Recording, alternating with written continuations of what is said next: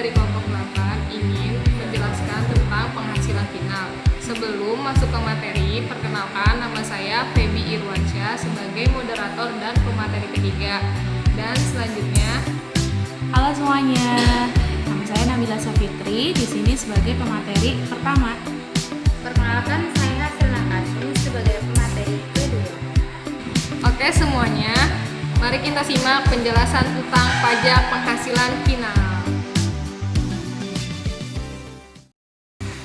Definisi pajak penghasilan final. Pajak penghasilan final adalah pajak penghasilan yang bersifat final, yang berarti setelah melunaskan pajak yang telah dikenakan pajak penghasilan final, tidak perlu digabungkan dengan jenis penghasilan lain yang dikenakan pajak penghasilan yang bersifat tidak final. Selanjutnya ada bunga deposito atau tabungan, diskonto, SBI, dan jasa giro. Yang pertama, deposito adalah deposito dengan nama dan dalam bentuk apapun, termasuk deposito berjangka.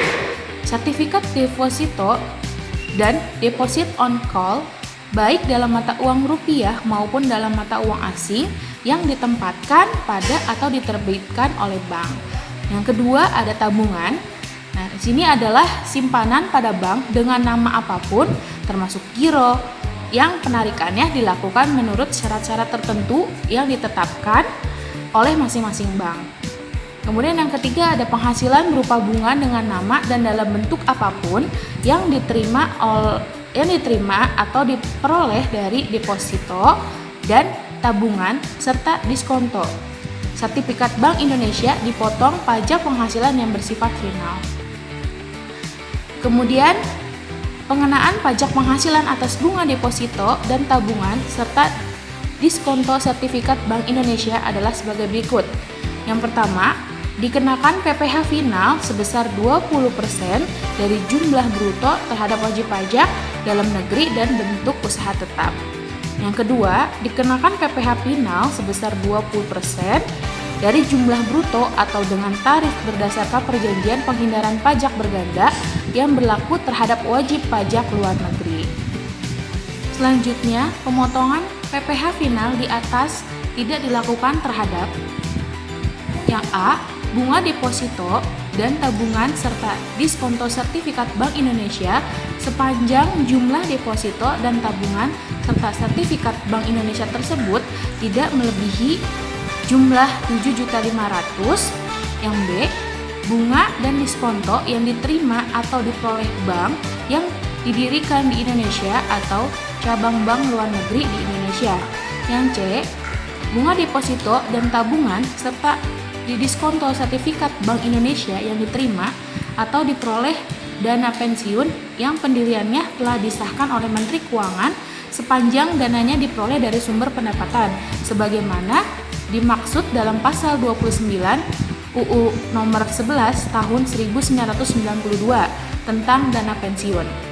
Kemudian yang D, bunga tabungan pada bank yang ditunjuk pemerintah dalam rangka pemilikan rumah sederhana dan sangat sederhana, kafling siap bangun untuk rumah sederhana dan sangat sederhana, atau rumah susun sederhana sesuai dengan ketentuan yang berlaku untuk dihuni sendiri. Selanjutnya, bunga atau diskonto obligasi. Besarnya pajak penghasilan yang bersifat final, yang A, atas bunga obligasi dengan kupon. Di sini ada 15% bagi wajib pajak dalam negeri dan bentuk usaha tetap atau BUT, kemudian 20% atau tarif sesuai ketentuan persetujuan penghindaran pajak berganda atau P3B yang berlaku bagi wajib pajak penduduk atau berkedudukan di luar negeri dari jumlah bruto bunga sesuai dengan masa kepemilikan obligasi.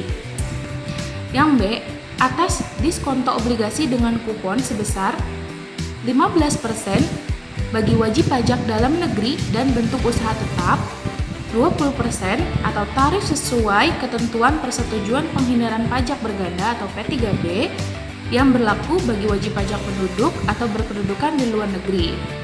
Dari selisih lebih harga jual pada saat transaksi atau nominal pada saat jatuh tempo obligasi di atas harga perolehan obligasi, tidak termasuk bunga berjalan atau accrued interest. Yang C, atas diskonto obligasi tanpa bunga sebesar 15% bagi wajib pajak dalam negeri dan bentuk usaha tetap atau BUT, 20% bagi tarif sesuai ketentuan persetujuan penghindaran pajak berganda atau P3B yang berlaku bagi wajib pajak penduduk atau berkedudukan di luar negeri dari selisih lebih harga jual pada saat transaksi atau nominal pada saat jatuh tempo obligasi di atas harga perolehan obligasi.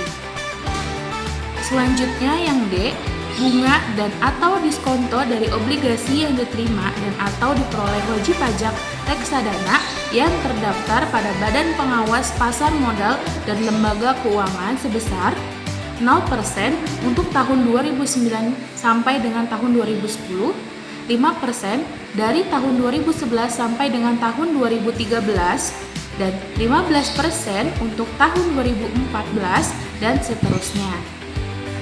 Selanjutnya, bunga simpanan yang dibayarkan oleh koperasi kepada anggota wajib pajak orang pribadi.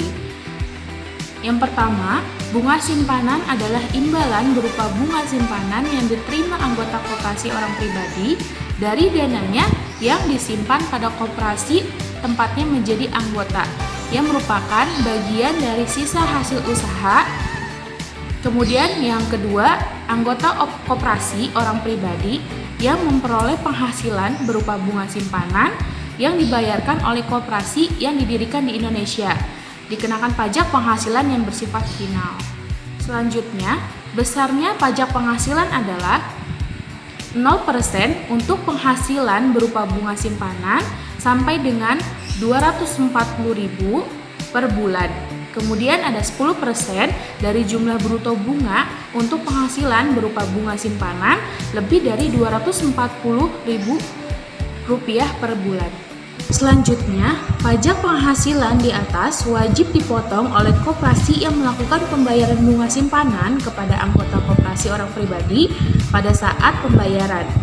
Contoh, di sini ada contoh yang pertama, bunga dibayarkan pada bulan Februari adalah Rp240.000 untuk masa Januari berdasarkan PPh terutang, yaitu 0% dikali Rp240.000 adalah hasilnya Rp0.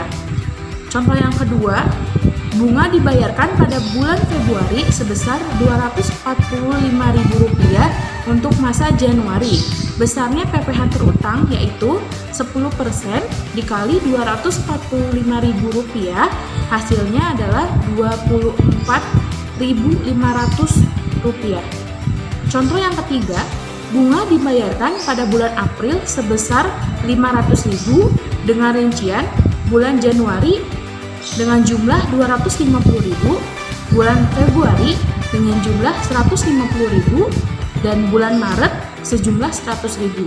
Jadi yang dikenakan PPh 10% adalah bunga bulan Januari sebesar 10% dikali Rp250.000 dengan hasil Rp25.000, dan untuk bulan Februari dan Maret dikenakan Rp0 karena besarnya bunga tidak lebih dari Rp240.000 per bulan.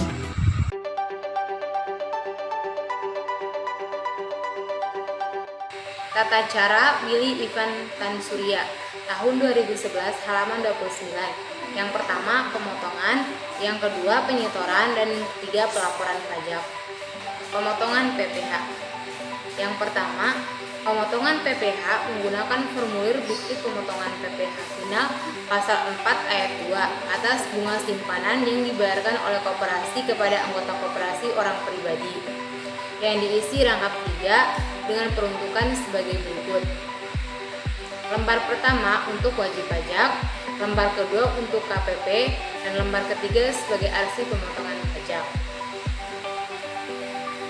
Yang kedua, perlu diingat bahwa untuk bunga simpanan koperasi dikenakan tarif pemotongan 0%, tetapi harus dibuatkan bukti pemotongannya. Penyetoran PPh. PPh yang telah dipotong wajib disetor dengan menggunakan formulir surat setoran pajak atau SSP yang diisi rangkap 4 serta mencantumkan kode akun pajak 41128 dan kode jenis setoran 417. Penyetoran PPh ke kas negara melalui bank persepsi atau kantor pos dan bulog dilakukan paling lambat tanggal 10 bulan berikutnya. Apabila setelah masa pajak berakhir atau pada hari kerja berikutnya, apabila tanggal jatuh tempo penyetoran bertepatan dengan hari libur, termasuk hari Sabtu, hari libur nasional. Pelaporan PPh. PPh yang telah dipotong dan disetor wajib pajak dilakukan ke kantor pelayanan pajak KPP tempat wajib pajak. Pemotongan terdaftar menggunakan formulir SPT masa PPh final pasal 4 ayat 2. Kode formulir F113204 dengan cara mengisi pada angka 8 bunga simpanan yang dibayarkan oleh koperasi kepada anggota wajib pajak orang pribadi. Batas waktu pelaporan SPT masa tersebut dilakukan paling lambat 20 hari setelah masa pajak berakhir atau pada hari kerja berikutnya. Apabila batas akhir pelaporan bertepatan dengan hari libur termasuk hari Sabtu, hari libur nasional. Sewa tanah dan bangunan. Yang pertama, penghasilan berupa sewa atas tanah atau bangunan berupa tanah, rumah susun, apartemen, kondominium, gedung perkantoran, gedung pertokoan atau gedung pertemuan termasuk bagian rumah, kantor, toko, rumah toko, gudang dan bangunan industri dikenakan pajak penghasilan yang bersifat final. Yang kedua, besarnya pajak penghasilan yang terutang bagi wajib pajak orang pribadi maupun wajib pajak badan yang menerima atau memperoleh penghasilan dari persewaan tanah dan atau bangunan adalah 10% dari jumlah bruto nilai persewaan tanah dan atau bangunan. Selanjutnya, pengalihan hak atas atau bangunan. Pajak penghasilan yang terutang atas penghasilan yang diterima atau diperoleh orang pribadi atau badan dari penglihatan hak atas tanah dan atau bangunan wajib dibayar sendiri oleh pribadi atau badan yang bersangkutan dengan menggunakan surat setoran pajak atau SSP pada bank persepsi atau kantor pusat dan biro sebelum akta keputusan, perjanjian, kesepakatan atau risalah lelang ditandatangani oleh pejabat yang berwenang. Besarnya pajak penghasilan yang terutang sebagaimana dimaksud atas adalah sebesar 2% dari jumlah bruto nilai pengalihan hak atas tanah dan atau bangunan, kecuali atas pengalihan hak atas rumah susun sederhana yang dilakukan oleh wajib pajak yang usaha pokoknya melakukan pengalihan hak atas tanah atau bangunan dikenai pajak penghasilan sebesar 1% dari jumlah bruto nilai pengalihan. Transaksi penjualan saham. Yang pertama, saham yang diperoleh pendiri yang berasal dari kapitalisasi agio yang dikeluarkan setelah penawaran umum perdana atau initial public offering. Yang kedua, saham yang berasal dari pemecahan saham pendiri. Transaksi penjualan saham. Atas penghasilan yang diterima atau diperoleh orang pribadi atau badan dari transaksi penjualan saham di bursa efek dikenakan pajak penghasilan yang bersifat final sebesar 0,1% dari jumlah bruto nilai transaksi penjualan saham. Pemilik saham pendiri dikenakan tambahan pajak penghasilan yang bersifat final sebesar 0,5% dari nilai saham. Selanjutnya, hadiah undian. Penghasilan berupa hadiah undian dengan nama dan dalam bentuk apapun dipotong atau dipungut pajak penghasilan yang bersifat final. Besarnya penghasilan pajak penghasilan yang wajib dipotong atau dipungut atas penghasilan adalah sebesar 25% dari jumlah bruto hadiah undian. Selanjutnya, contoh pemotongan PPh atas penghasilan berupa hadiah undian. Jamie menerima hadiah undian berupa uang tunai sebesar 10 juta oleh penyelenggara undian wajib dipotong. PPh yang bersifat final sebesar 2,5% dikali 10% hasilnya 2.500.000. soal yang kedua. Gidon menerima hadiah undian berupa 1 unit sepeda motor Honda. Nilai aspar yang berlaku untuk sepeda motor tersebut adalah sebesar 15 juta. Oleh penyelenggara undian wajib dipotong. PPh yang bersifat final sebesar 25% dikali 15 juta, hasilnya 3.750.000. Selanjutnya, pengenaan pajak atas hadiah dan penghargaan lainnya. Yang pertama, hadiah atau penghargaan perlombaan merupakan hadiah atau penghargaan yang diberikan melalui suatu perlombaan atau adu ketangkasan. Yang kedua, hadiah sehubungan dengan pekerjaan, jasa dan kegiatan lainnya merupakan hadiah dengan nama dan dalam bentuk apapun yang diberikan sehubungan dengan pekerjaan, jasa, dan keanggotaan yang dilakukan oleh penerima hadiah. Yang ketiga, penghargaan merupakan imbalan yang diberikan sehubungan dengan prestasi dalam kegiatan tertentu. Berikutnya, hadiah atau penghargaan perlombaan, penghargaan dan hadiah sehubungan dengan pekerjaan jasa, kegiatan lainnya dikenakan PPh yang tidak bersifat final dengan ketentuan sebagai berikut.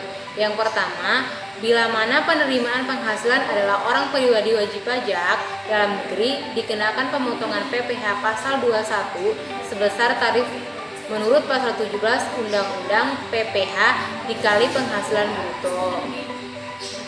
Yang kedua, bila nama penerimaan penghasilan adalah wajib pajak luar negeri selain BUT, dikenakan pemotongan PPh pasal 26 sebesar 20% dikali jumlah bruto atau sesuai ketentuan dalam P3B yang berlaku.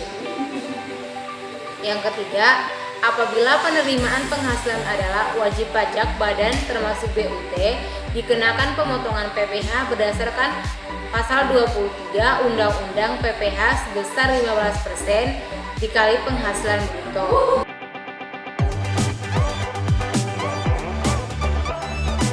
Jasa konstruksi. Jasa konstruksi adalah layanan jasa konsultasi perencanaan pekerjaan konstruksi, layanan jasa pelaksanaan pekerjaan konstruksi, dan layanan jasa konsultasi pengawasan pekerjaan konstruksi.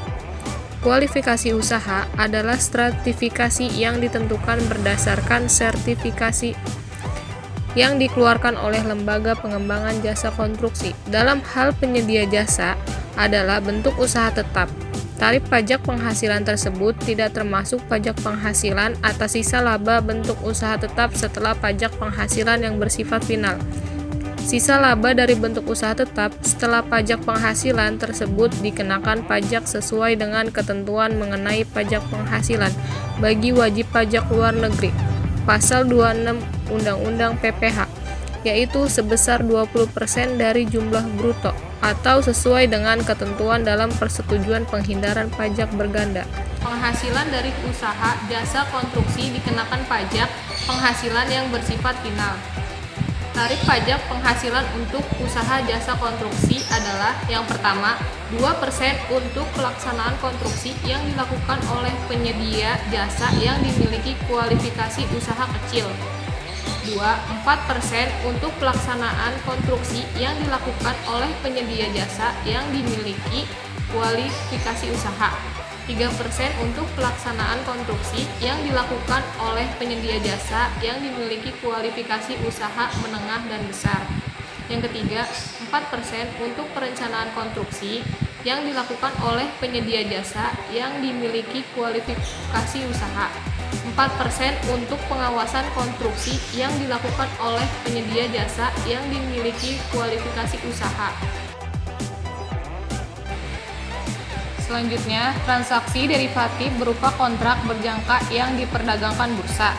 Transaksi derivatif adalah transaksi yang didasari pada kontrak atau perjanjian pembayaran yang nilainya merupakan turunan dari nilai instrumen yang mendasari seperti suku bunga, nilai tukar, komoditi, equity, dan indeks, baik yang diikuti dengan pergerakan maupun tanpa pergerakan dana atau instrumen. Dividen bagi wajib pajak orang pribadi. Penghasilan berupa dividen yang diterima atau diperoleh wajib pajak orang pribadi dalam negeri dikenai pajak 10% dan bersifat final. Pengenaan pajak penghasilan dilakukan dengan melalui pemotongan oleh pihak yang membayar atau pihak yang ditunjuk selaku pembayar dividen. Penghasilan yang telah dikenai pajak dengan tarif yang bersifat final tidak boleh digabungkan dengan penghasilan lain yang dikenai tarif umum. Selanjutnya, di sini ada peraturan pemerintah. Peraturan pemerintah tentang PPh final atas dividen yang diterima atau diperoleh oleh wajib pajak orang pribadi dalam negeri. Yang pertama, sebagai pelaksana atas pasal 4 ayat 2 huruf E, khususnya atas penghasilan dividen yang diperoleh oleh wajib pajak orang pribadi dalam negeri, maka diterbitkan peraturan pemerintah nomor 19 tahun 2009 tanggal 9 Februari 2009. Berikut ini isi peraturan tersebut. Muhammad Yamin tahun 2012 halaman 136. Pertama, pasal 1, penghasilan berupa dividen yang diterima atau diperoleh wajib pajak orang pribadi dalam negeri dikenai pajak penghasilan sebesar 10% dan bersifat final.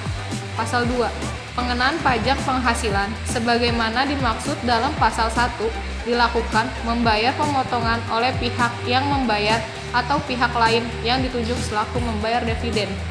Pasal 3, ketentuan lebih lanjut mengenai tata cara pelaksanaan pemotongan, penyetoran, dan pelaporan pajak penghasilan atas dividen yang diterima atau diperoleh wajib pajak orang pribadi dalam negeri diatur dengan atau berdasarkan peraturan Menteri Keuangan. Pasal 4, peraturan pemerintah ini mulai berlaku pada tanggal 1 Januari 2009. Di sini terdapat contoh tentang dividen. Nopi menerima dividen dari PT Kawan sebesar 10 juta atas penyertaan saham biasa pada perusahaan tersebut. Atas pembayaran dividen tersebut, PT Kawan wajib memotong PPh sebesar, jawabannya 10% dikali 10 juta sama dengan 1 juta.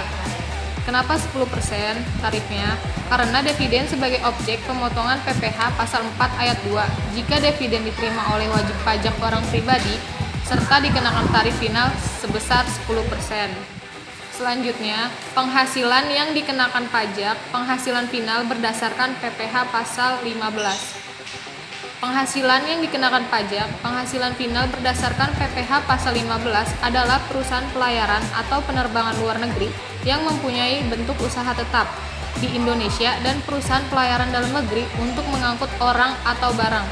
Berdasarkan pajak penghasilan bagi wajib pajak perusahaan pelayaran atau penerbangan luar negeri yang mempunyai bentuk usaha tetap di Indonesia adalah sebesar 2,64% dari peredaran bruto, yaitu sebuah imbalan atau nilai pengganti berupa uang atau nilai uang yang diterima atau diperoleh wajib pajak perusahaan pelayaran atau penerbangan luar negeri dari pengangkutan orang atau barang yang dimuat dari satu pelabuhan ke pelabuhan lain di Indonesia.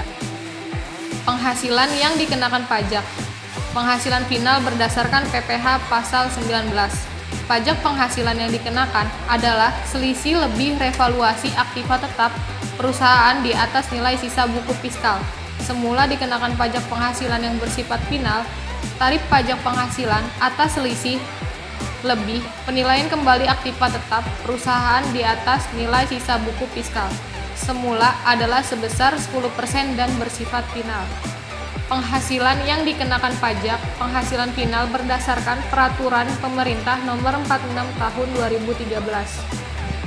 Penghasilan dari usaha yang diterima atau diperoleh wajib pajak yang memiliki peredaran bruto tidak lebih dari 4.800.000.000 selama 1 tahun atau disetahunkan dikenai pajak penghasilan yang bersifat final.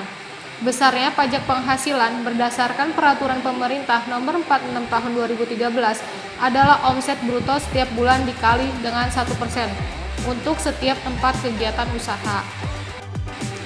Selanjutnya, penghasilan wajib pajak yang tidak termasuk dalam peraturan pemerintah ini adalah peredaran bruto dari yang pertama jasa sehubungan dengan pekerjaan bebas, yaitu pengacara, akuntan, arsitek, dokter, konsultan, notaris, penilai, dan aktuaris, pemain musik, dan kegiatan sejenis lainnya.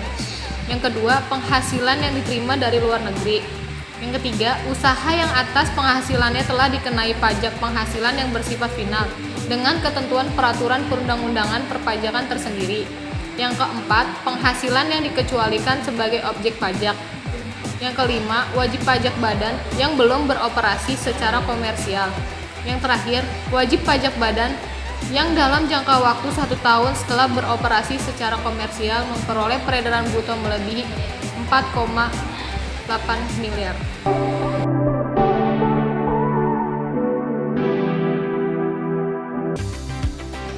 Sekian penjelasan tentang pajak penghasilan final dari kelompok kami.